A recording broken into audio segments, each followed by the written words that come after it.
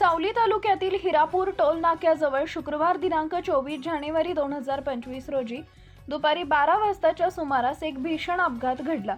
चंद्रपूरहून गडचिरोलीकडे जाणारी KGN ट्रॅव्हलची खासगी प्रवासी बस MH04GP 1736 अचानक चालकाचं नियंत्रण सुटल्यानं रस्त्याच्या कडेला पलटी झाली। या अपघातात बसमधील अंदाजे 40 प्रवासी जखमी झाले असून त्यातील 3 प्रवाशांची प्रकृती अंत्यवस्थ असल्याची प्राथमिक माहिती आहे। अपघात इतका भीषण होता की बस पलटी झाल्यानंतर प्रवाशांमध्ये एकच गोंधळ उडाला। अनेक प्रवासी बसच्या आत अडकले होते।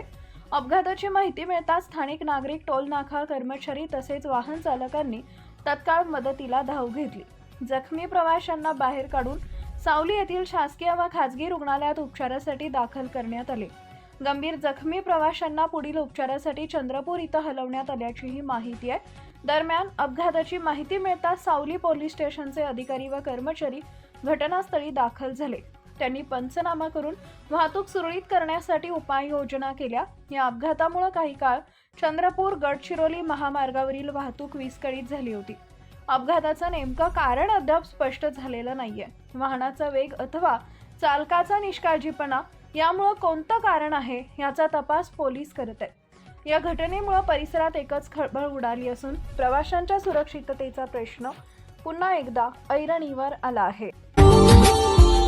Subscribe now and press the bell icon. Never miss an update.